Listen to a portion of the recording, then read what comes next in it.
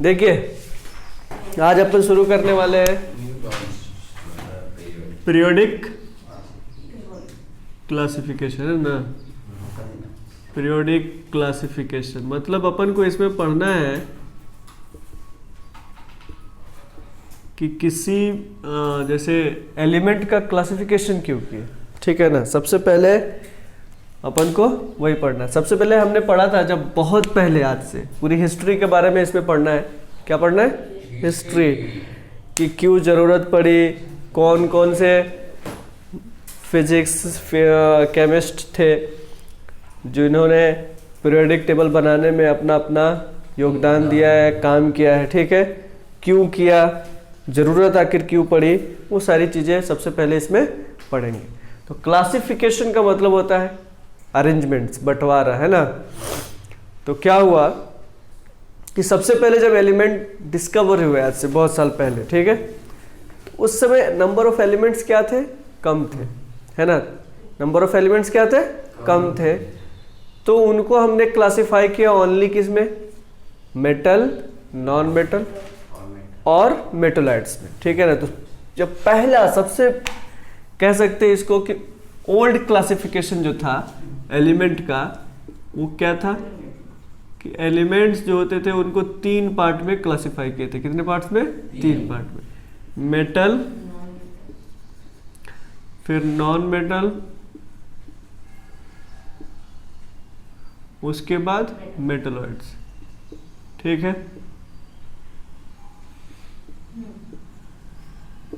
ये 3 क्लासिफिकेशन था और उस समय मेटल, नॉन मेटल और मेटलॉइड्स ही होते थे। अब क्या हुआ, जैसे जैसे और एलिमेंट डिस्कवर होते गए, ठीक है, धीरे धीरे क्या होते गए? एलिमेंट डिस्कवर होते गए। तब फिर प्रॉब्लम्स क्रिएट हुए क्योंकि जो नॉन मेटल भी थे और मेटल भी थे, ठीक है ना। तो मेटल्स और मेटल्स दोनों की प्रॉपर्टी क्या हो रही थी? डिफर हो रही है एक दूसरे से, ठीक है। तो और ज्यादा कन्वीनियंट, इजी तरीके से पढ़ने के लिए हमने क्या किया? क्लासिफिकेशन पे जोर दिया, ठीक है। क्लासिफिकेशन क्यों हुआ? तो कन्वीनियंट बनाने के लिए। जैसे आपके घर में बहुत सारे बुक हैं, ठीक है, और वो अरेंज नहीं है ऐसे ही। अब एक टाइम में आपको कोई एक पर्टिकुलर बुक को निकालना है, ठीक है, तो क्या जाएंगी? मुश्किल जाएंगी, आपको सारे बुक को देखना पड़ेगा कहाँ वो बुक है। और वही अगर उसको आपने सेल्फ वाइज अरेंज कर दिया, जैसे लाइब्रेरी आप जाते हैं तो लाइब्रेरी में आप देखते हैं सेक्शन वाइज, साइंस सेक्शन अलग है, आर्ट्स सेक्शन अलग है, कॉमर्स सेक्शन अलग है, उसमें भी साइंस में मैथ्स का सेक्शन अलग है, उसमें सारे मैथ्स के बुक्स मिलेंगे साइंस वाले सेक्शन में। इससे क्या होता है कि इंसान को जो पर्टिकुलर चीज चाहिए उस सेक्शन में जाके वो बुक निकाल सकता है, कन्वीनियंट, आसानी।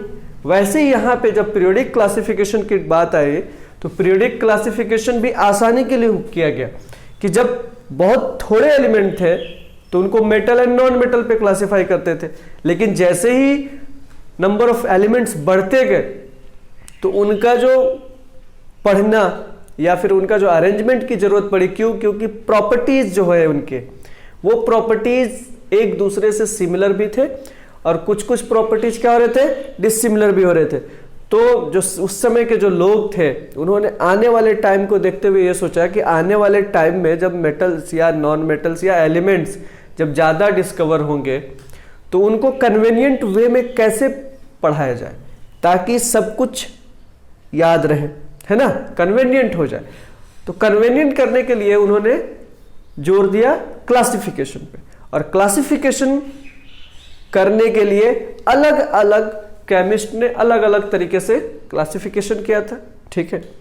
अब हम सबसे पहले बात करने वाले हैं जो पहले क्लासिफिकेशन में आए थे, उनका नाम था डोबेर्नियर ट्रेड, है ना, डोबेर्नियर। ये साइंटिस्ट थे, जॉन डोबेर्नियर ऐसे ही कुछ नाम था उनका। इन्होंने सबसे पहले, स्टार्टिंग की बात है, इन्होंने एलिमेंट को 3 के ग्रुप्स में क्लासिफाई किया। कितने कितने के ग्रुप्स में? 3 के। इसलिए वो 3 के जो ग्रुप थे इनको ट्राइड्स का नाम दिया गया। क्या दिया गया? ट्राइड्स, है ना। तो इसीलिए अपन उसको डोबर्नियर ट्रेड्स भी कहते हैं। जो भी 3 का ग्रुप, जो डोबर्नियर ने जो लॉ दिया था उस लॉ को फॉलो करता है तो उसे हम क्या कहते हैं, डोबर्नियर ट्रेड्स, है ना। डोबर्नियर प्राइड्स भी कहते हैं, डोबर्नियर ट्रेड्स भी कहते हैं, ठीक है ना। तो एक्चुअली ट्राइड्स है, क्या है, ट्राइड्स। 3 के ग्रुप, जैसे मान लिया जाए उसने लिया सोडियम, लिथियम एंड पोटेशियम, ठीक है। तो इनके रूल के कुछ बेस थे, है ना। ऐसे ही तो नहीं कि किसी को भी 3-3 के ग्रुप में बोले, नहीं, इन्होंने कहा कि डोबर्नियर ट्रेड्स यानी ट्रेड्स वही होगा जो जिसमें 2 एक्सट्रीम एलिमेंट का सम, मास का सम का मीन सेकंड एलिमेंट होगा। समझ गए। उसने क्या बोला, उसने ये बोले कि द मास ऑफ मिडिल इसमें कौन है, ये हो गया आपका मिडिल एलिमेंट, ये क्या हो गया, मिडिल एलिमेंट। तो उसने बोला the mass of middle element is approximate mean of mass of 2 extreme element. समझ में आ रही बात। तो इसके लिए किस पे बेस है, मास पे बेस है। किस पे बेस है, मास पे। ने क्या कहा, जैसे ये लिथियम है, सोडियम है और ये पोटेशियम है। तो ये लिथियम एंड पोटेशियम आपका क्या हो गया, एक्सट्रीम एलिमेंट बाहर के, और सोडियम क्या हो गया, मिडिल एलिमेंट, है ना। तो कहा कि जो सोडियम का मास है, अब देखिए सोडियम का मास कितना है 23, पोटेशियम का कितना है 39.9, और जनरली हम लोग इसको 39 भी ले लेते हैं। सॉरी, पोटेशियम का 39.1 है, ठीक है। तो 39 और लिथियम का कितना है 7, समझ गए। तो मीन, उसने कहा कि जो सोडियम का मास होगा मिडिल एलिमेंट का, वो मीन होगा किसका, लिथियम और पोटेशियम के। तो लिथियम का मास कितना है बेटा, तो लिथियम का मास आपका है 7 प्लस पोटेशियम का मास कितना है 39। इसका मीन निकालिए। 2 नंबर का मीन कैसे निकालते हैं, तो दोनों को ऐड करके 2 से डिवाइड कर देते। इन दोनों को हमने ऐड किया, कितना आया 46 को 2 से डिवाइड किया, कितना आया 23 सोडियम का मास है। तो ये डोबर्नियर ट्रेड्स को फॉलो कर रहा है। तो डोबर्नियर ट्रेड्स का रूल जो था वो क्या था, the mass of middle element is approximately the mean of 2 extreme element, ठीक है। एग्जाम्पल में आपका क्या हो गया, लिथियम, सोडियम और पोटेशियम। उसके बाद आपका एक और है, वो है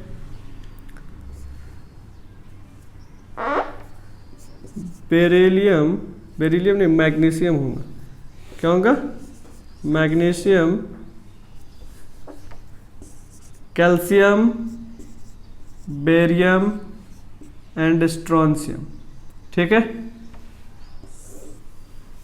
ये भी एक होगा डोबर्नियर ट्रेड्स में। उसके बाद आपका होगा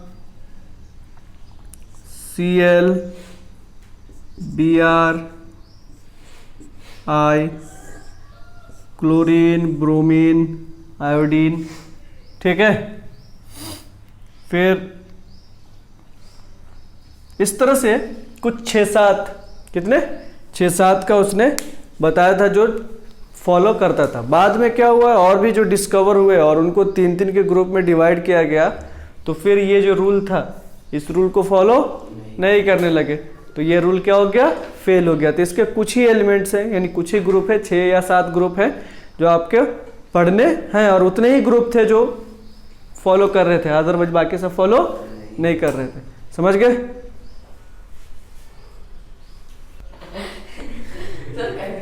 तो चलिए इसका आगे पढ़ते हैं। Newland,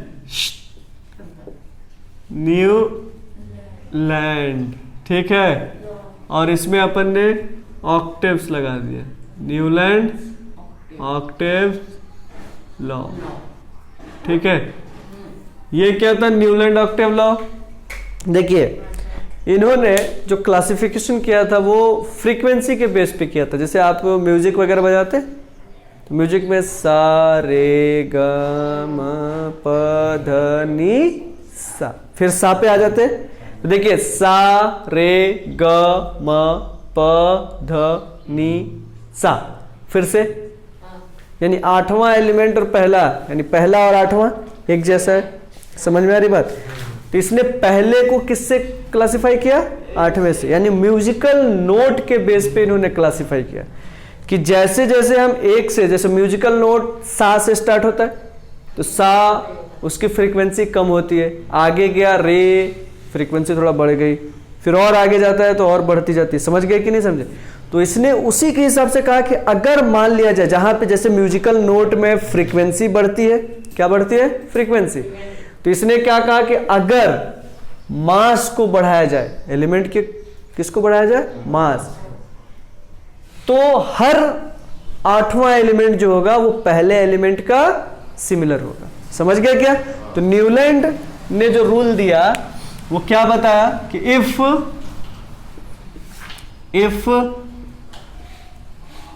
elements are arranged in increasing order,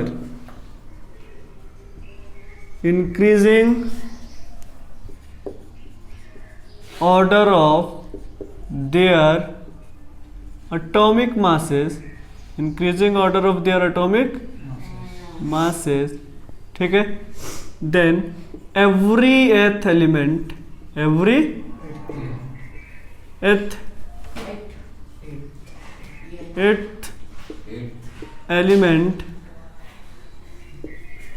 shows,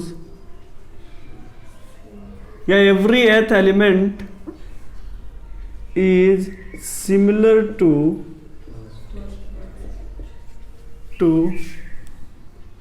first। ठीक है, ये उसने बताया कैसे? म्यूजिकल नोट की तरह। अब ये चूंकि हर पहले का आठवें से रिलेट किया इसलिए हम इसको क्या कहते हैं? ऑक्टेव, है ना? ऑक्टेव मतलब एक से आठ। जैसे मान लीजिए ये स्टार्ट किया था हाइड्रोजन, कहां से?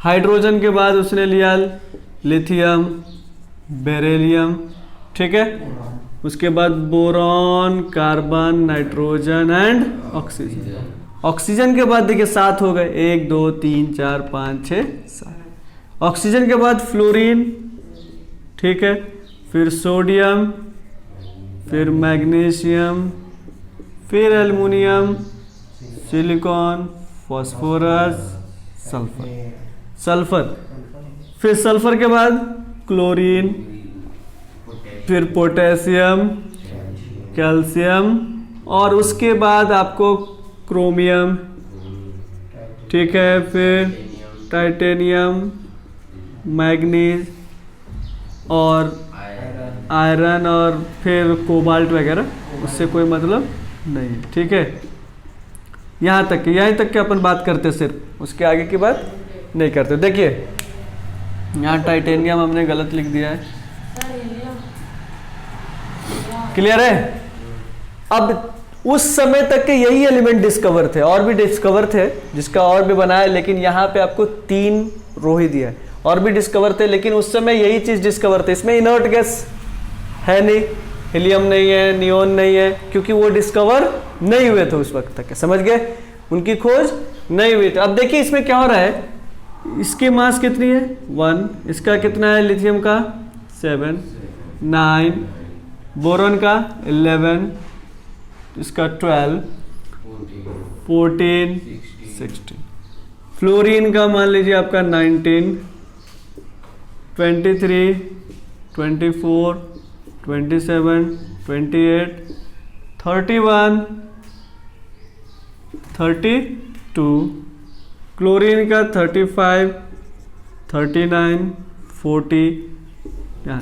ठीक है, अब देखिए यहाँ के बाद देखिए एल्युमिनियम अलग है, बोरोन अलग है, क्रोमियम अलग है। देखिए बोरोन कैसा है? मेटलॉइड। एल्युमिनियम कैसा? मेटल। इन दोनों की प्रॉपर्टी एक जैसी हो सकती है क्या? मेटल और मेटलॉइड की प्रॉपर्टी एक जैसी नहीं। क्रोमियम कैसा है? मेटल। यहाँ पे देखिए ये भी सेम है, ये भी सेम है, ये भी सेम है। तो कहा ये किया, इसकी डिमेरिट्स कहाँ से शुरू हुई? ठीक है सब कुछ सही उसने किया, लेकिन ये सिर्फ वैलिड कहाँ तक हुआ? कैल्शियम तक। कैल्शियम के बाद से सारा कुछ क्या हो गया? अलग हो गया। देखिए जैसे ये oxygen gas, sulphur non metal, ये भी non metal, Fe metal, similar है क्या? नहीं। तो ये डिमेरिट्स कहाँ से शुरू हुआ? क्रोमियम से, कि यहाँ पे बोरॉन है, एल्युमिनियम है, चलो ठीक है थोड़ा बहुत क्रोमियम आ गया, समझ गए? तो ये कहाँ तक के शुरू किया? सिर्फ अप टू ये जो रूल फॉलो हुआ वो सिर्फ कैल्शियम तक के हुआ, कैल्शियम के बाद ये फॉलो नहीं किया। इसके और भी है, समझ गए? तो सबसे पहले इसको लिख लीजिए, आगे इस पे फिर और डिस्कस करते हैं। लिखो। नेक्स्ट देखिए इसके डिमेरिट्स में अपन ने बात करेंगे कि क्या क्या डिमेरिट्स है। ठीक है, तो पहली डिमेरिट्स आप देख सकते हैं कि ये जो टेबल है या ये जो मेंडलीव की जो रूल एप्लीकेबल है वो कहां तक एप्लीकेबल है? कैल्शियम तक। कैल्शियम के बाद से इसमें डिमेरिट्स शुरू हो गई, पहला। दूसरा ये देखिए कि ये ऑक्सीजन है, ये सल्फर है, कैसा है? ये दोनों नॉन मेटल, नॉन मेटल, और नॉन मेटल के साथ Fe को उसने प्लेस कर दिया, यानी ये कैसा है? मेटल है। अब आप कहेंगे कि सल्फर और Fe इन दोनों की प्रॉपर्टी सेम है, चूंकि ये पहला हो गया तो ये कैसा हो गया? आठवां एलिमेंट। इन दोनों की प्रॉपर्टी क्या हो गया? डिसिमिलर, यानी डिसिमिलर एलिमेंट्स को उसने एक ही नोट के अंदर प्लेस कर दिया। ठीक है, इसके बाद और आगे जाएंगे, यहां पे आपका आता है निकेल एंड कोबाल्ट का। ठीक है, तो निकेल एंड कोबाल्ट को किसके साथ रखा है? क्लोरीन के साथ। इसकी भी प्रॉपर्टी क्या है? डिफरेंट है, जबकि इसकी प्रॉपर्टी किससे मैच होता है? Fe से। तो Fe को इससे क्या कर दिया? अलग कर दिया है। तो ये प्रॉपर्टी हो गया। दूसरा ये, तीसरा अगर हम बात करें कि इसमें जब नए एलिमेंट डिस्कवर होंगे, चूंकि उस समय एलिमेंट की डिस्कवरी चल रही थी, तो जब नए एलिमेंट डिस्कवर होंगे तो उसके लिए कोई वैकेंट स्पेस उसने नहीं दिया। समझ में आ रही बात? तो इसने कोई नया, मतलब कह सकते हैं कि कोई भी स्पेस नहीं दिया कि जो नए एलिमेंट को अकोमोडेट कर सके। तो ये भी इसकी क्या हो गई? डिमेरिट्स हो गए। और उसके बाद लास्ट में कि जो न्यूली एलिमेंट डिस्कवर हुए थे वो इस रूल को फॉलो नहीं करते थे, ये उसकी डिमेरिट्स हो गए। तो अगर डिमेरिट्स की बात करेंगे तो सबसे पहला डिमेरिट्स ये होगा कि ये कहां तक वैलिड है? कैल्शियम तक वैलिड है, एप्लीकेबल है। उसके बाद डिसिमिलर एलिमेंट को एक ही नोट के साथ रख दिया, एक ही ग्रुप में। उसके बाद जो सिमिलर एलिमेंट थे उसको क्या कर दिया? उसने अलग कर दिया, जैसे निकेल, कोबाल्ट एंड फेरस, ये तीनों क्या है? एक साथ ही रहते। दो एलिमेंट एक साथ ही थे। हाँ, दो एलिमेंट वो बीच बीच में, क्योंकि जितने भी 56 एलिमेंट डिस्कवर थे तो उसको एक साथ लाने के लिए क्या किया उसने? कुछ कुछ एलिमेंट को एक साथ ही रख दिए। और उसके बाद न्यूली के लिए कोई जगह इसके अंदर नहीं है। समझ गए? नेक्स्ट अब इसके बाद अपन को पढ़ना है मेंडलीव। हाँ, इसके अचीवमेंट्स की अगर बात करें, किसकी बात करें? अचीवमेंट्स की, मेरिट्स जिसको कहते हैं। तो मेरिट्स ये था कि इसने सबसे पहला इंसान था जिसने टेबल के फॉर्म में पीरियोडिक टेबल को क्लासिफाई करने का सोचा और किया, पहला। दूसरा ये कि इसके रूल से बाकी लोगों को क्या मिली? फायदा मिला पीरियोडिक टेबल क्लासिफिकेशन में। और तीसरा इसका सक्सेस ये बोल सकते हैं कि उस समय जो 56 एलिमेंट डिस्कवर थे सबको उसने क्या किया? टेबुलर फॉर्म में अरेंज कर दिया। ये इसके क्या हो सकते हैं? अचीवमेंट्स। और डिमेरिट्स हमने बात कर लिया। ठीक है, देखिए नेक्स्ट जो पढ़ना है अपन को, मेंडलीव पीरियोडिक टेबल के नाम से ये ज्यादा जाना जाता है। किस नाम से? मेंडलीव पीरियोडिक टेबल के नाम से। ठीक है, तो इसने क्या बताया था? मेंडलीव ने कुछ भी नहीं, जो न्यूलैंड के ऑक्टेव रूल था उसी रूल में चेंजेस किया। ठीक है, मेंडलीव ने भी क्या बताया था कि अगर एलिमेंट को increasing order of their masses arrange किया जाए तो हर पहला आठवें के सिमिलर होगा या हर आठवां पहले के सिमिलर प्रॉपर्टी शो करेगा, यही बताया था। इसने भी वही रूल को लिया और इसने क्या बताया कि जो पीरियोडिक फंक्शन होता है, पीरियोडिक मतलब किसी भी एलिमेंट का पीरियोडिक फंक्शन, मतलब जिसके हिसाब से प्रॉपर्टीज वेरी करती है। समझ में आ रही बात? वो क्या था? मास था। समझ में आ रही? तो इसने ये बताया कि कोई भी एलिमेंट अपने मास के हिसाब से ही प्रॉपर्टी वेरीज करती है। तो इसमें मेंडलीफ अगर लॉ की हम बात करें कि मेंडलीफ लॉ क्या था, पीरियोडिक लॉ, कौन सा लॉ? Mendeleev periodic law. ये था कि the chemical and physical properties of elements is periodic function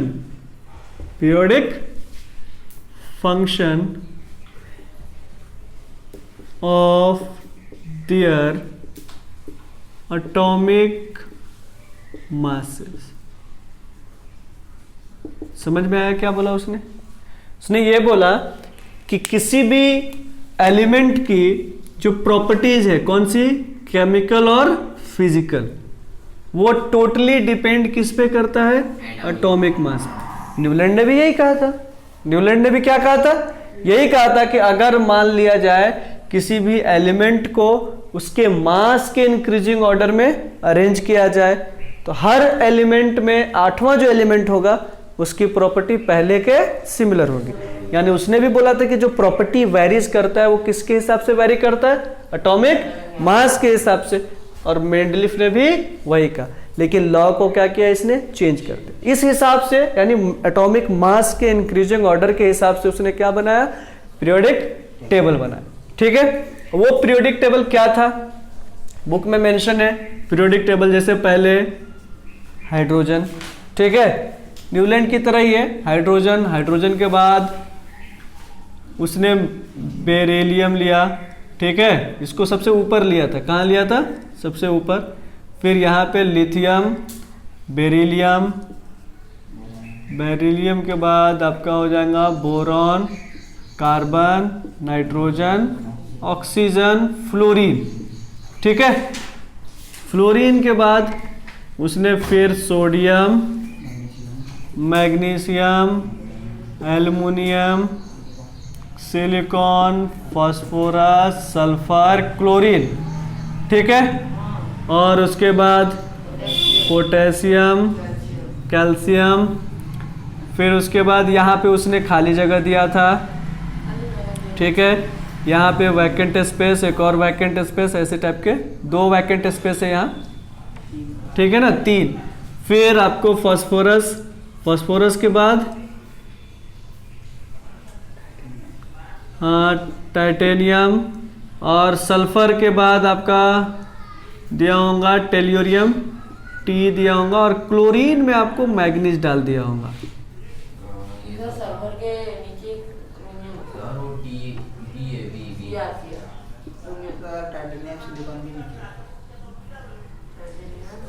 यहाँ पे होगा, और ठीक है यहाँ पे आपका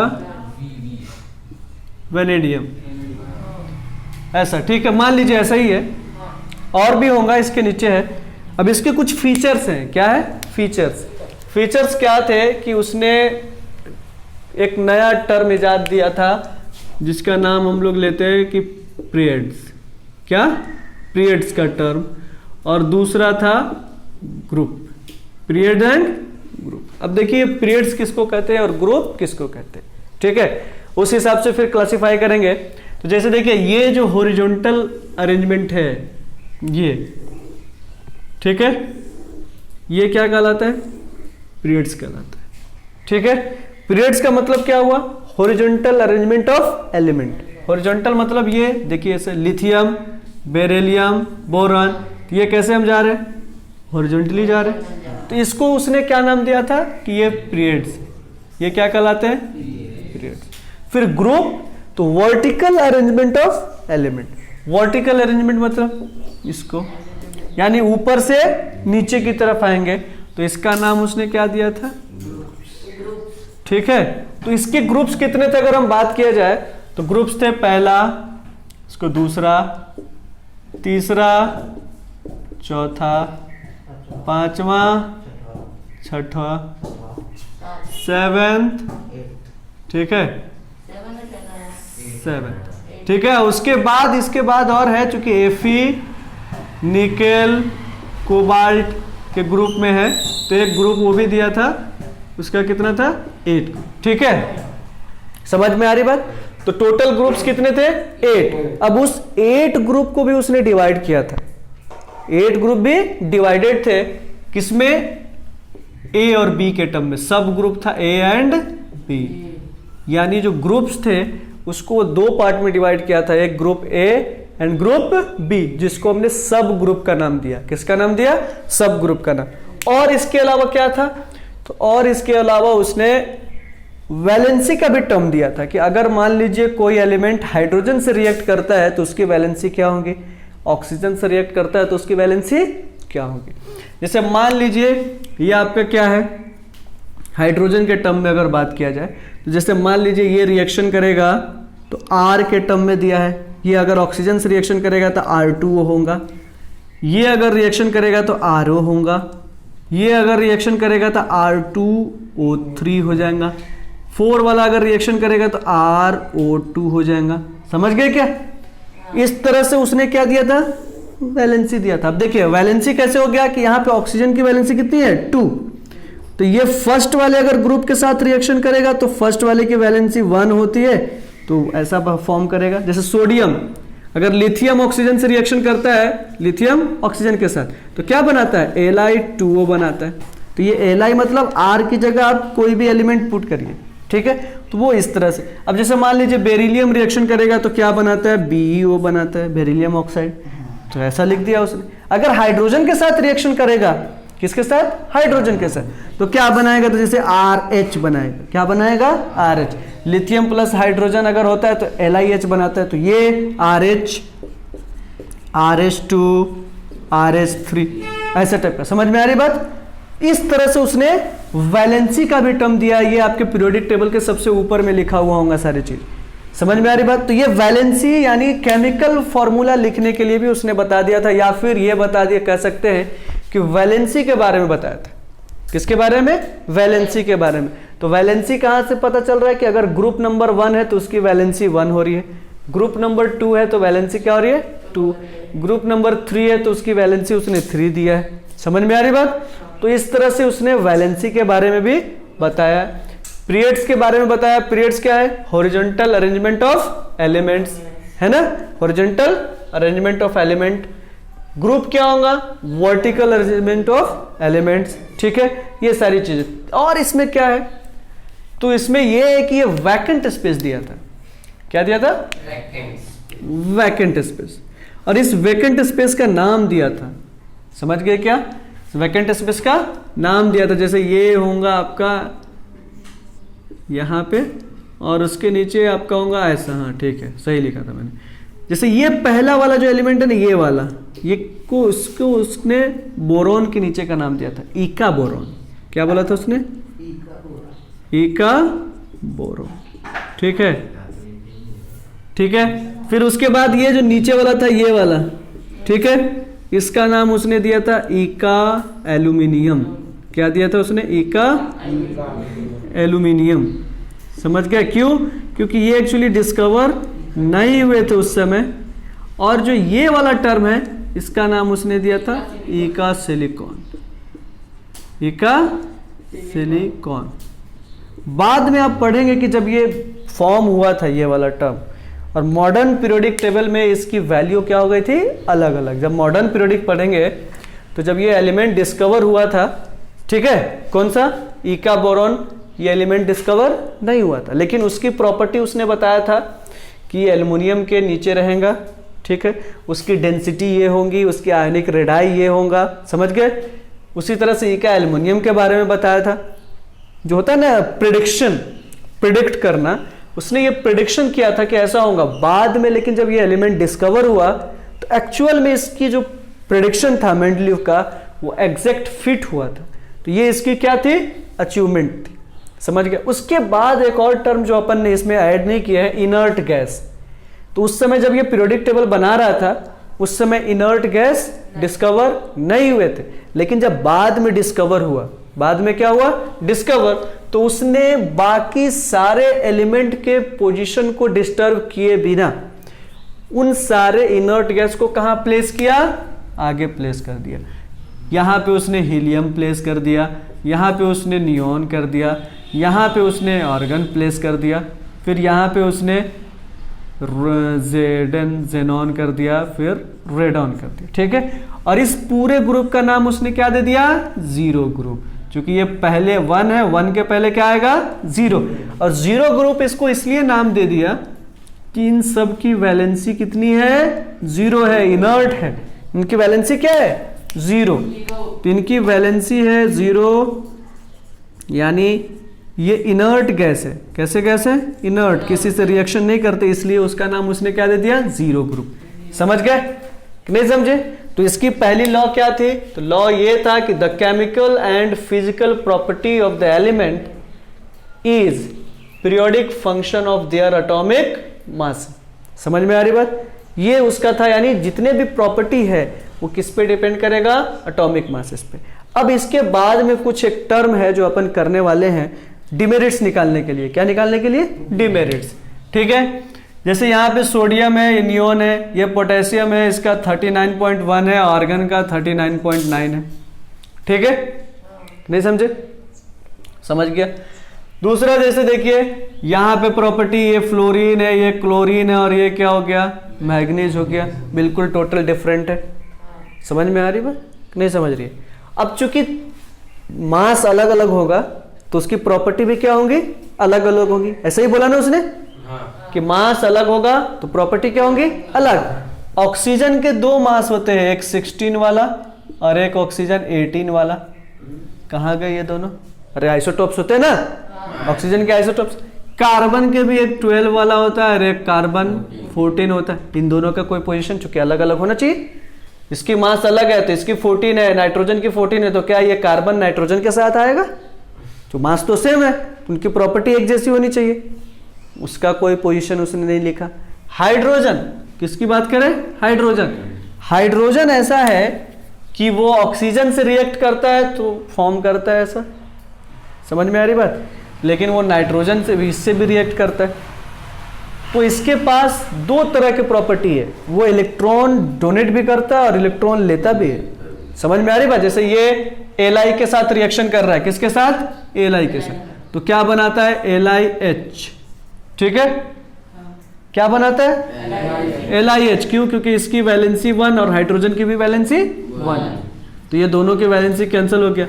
और अगर मान लीजिए LiCl के साथ रिएक्शन करता है तो क्या बनाता है, LiCl। वो देखो ये हैलोजन की तरह, हैलोजन मतलब इस ग्रुप को, 7th वाले ग्रुप को हम क्या कहते हैं, हैलोजन। अभी जब हम पढ़ाएंगे तो एक पूरा ग्रुप, जब मॉडर्न पीरियोडिक टेबल पढ़ाएंगे तो उसमें पूरा लिखा दूंगा किसको हैलोजन कहते हैं, किसको चैल्कोजन कहते हैं। समझ गए? तो यहाँ पे देखिए ये कैसा, हाइड्रोजन जो है वो हैलोजन यानी क्लोरीन की तरह फॉर्म कर रहा है प्रोडक्ट या फिर कंपाउंड। इसका मतलब ये है कि हाइड्रोजन पहले ग्रुप में भी रह सकता है, 7वें ग्रुप में भी रह सकता है, पॉसिबिलिटी हो सकती है। लेकिन इसको पहले ग्रुप में ही क्यों रखा, ये भी एक बड़ा क्वेश्चन है। ये भी क्या है, एक बड़ा क्वेश्चन है जो कंप्लीट अभी तक के इसके आंसर्स नहीं मिले। समझ गए कि नहीं समझे? तो अगर इसकी हम डिमेरिट्स की बात करें, किसकी बात करें, डिमेरिट्स की, तो सबसे पहले लॉ लिख लीजिए। चलिए अब अपन पढ़ेंगे नेक्स्ट में merits of Mendeleev. Mendeleev periodic table अपन ने समझ लिए, क्या क्या था, merits of Mendeleev periodic table, Mendeleev periodic table. सबसे पहला इसमें दिया है कि कुछ कुछ एलिमेंट के जो मास थे, ऑब्जर्व मास, या फिर कह सकते हैं कि जो कैलकुलेटेड मास थे जो दिया हुआ था, जब इसने टेबल बनाया तो उसके मास कुछ और आ रहे थे। समझ में आ रही बात? जिसपे फिर से अगर खोज हुए तो पता चला कि जो मेंडलीव ने जो मास बताया था वो मास सही था। समझ में आ रही बात? तो कुछ कुछ एलिमेंट के मास जो थे वो क्या थे, उसमें अलग थे रूल के हिसाब से, लेकिन मेंडलीव ने उसको करेक्ट किया। समझ में आ रहा है? जैसे मान लीजिए बेरिलियम के मास का है, किसका? बेरिलियम का, बोरॉन का, इसमें दिया हुआ होगा, उसके मास जो थे ना वो ज़्यादा थे, इसने क्या किया? कम किया। समझ में आ रही बात? तो इसने क्या किया? करेक्शन किया मास में, है ना? क्या किया? करेक्शन। तो पहला he gave correct mass of some element, some element। अब ये एलिमेंट कौन सा है? बेरिलियम का नाम सजेस्ट है इसको, ठीक है। दूसरा उसने क्या किया था बेटा कि जो एलिमेंट डिस्कवर नहीं हुए थे, जैसे हमने वैकेंट स्पेस दिया था ना, पीरियोडिक टेबल अभी पढ़े, तो पीरियोडिक टेबल में हमने पढ़ा कि 3 वैकेंट स्पेस था और उसका नाम उसने दिया था इका एल्युमिनियम, इका बोरॉन और इका सिलिकॉन। समझ में आ रही बात? तो उसके उसने मास प्रिडिक्ट किया था। समझ में आ रही बात? तो वो मास एग्जैक्ट मास के इक्वल था। तो सबसे पहले तो कि वो साइंटिस्ट जो खोज कर रहे थे उसको फायदा पहुंचाया खोज करने में, उसी हिसाब से उन्होंने उसको पढ़ा। तो सबसे पहले कि ही गेव, ऐसे लिख देता हूं, है ना, या ही प्रोवाइडेड, वैकेंट स्पेस लिख देता हूँ, provided vacant space for element yet not discovered, जो उस समय डिस्कवर नहीं हुए थे उसके लिए उसने क्या दिया था? वैकेंट स्पेस दिया था। And also predict, also and also predict, ठीक है, and also predict the mass that founds correct, that found correct after discover। समझ में आ रही बात? जब वो एलिमेंट डिस्कवर हुए तो उसके बाद वो सारी प्रिडिक्शन सही साबित हुई। जैसे कौन कौन से थे? एग्जाम्पल में आप लिख दीजिए। एग्जाम्पल में जैसे इका बोरोन, क्या था बेटा? इका बोरोन। इका बोरोन बाद में वो क्या हो गया था? स्कैंडियम। ये मॉडर्न पीरियोडिक टेबल में क्या था? स्कैंडियम। फिर था इका सिलिकॉन, सॉरी हाँ, इका एल्यूमिनियम।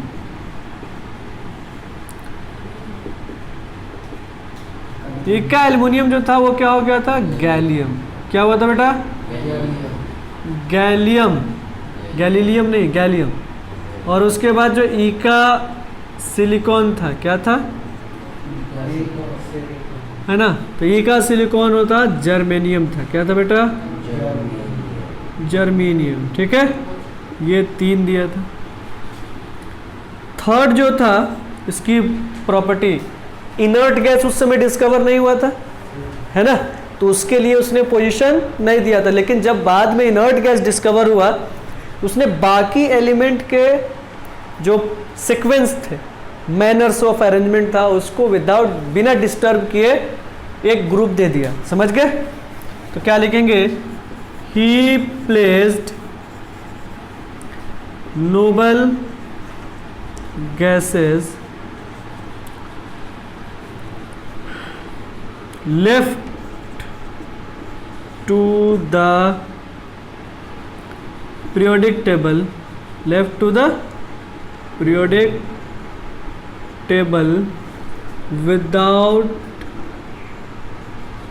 disturbing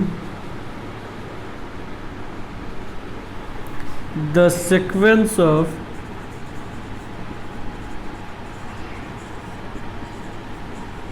अदर एलिमेंट्स, ठीक है।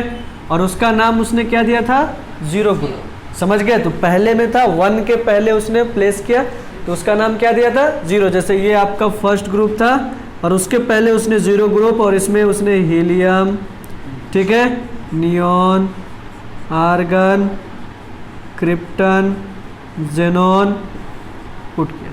समझ गए?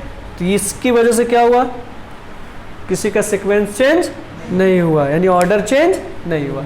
लिख लीजिए, आज इतना ही तक पढ़ेंगे। नेक्स्ट वीडियो में अपन आगे की बात करेंगे, ठीक है।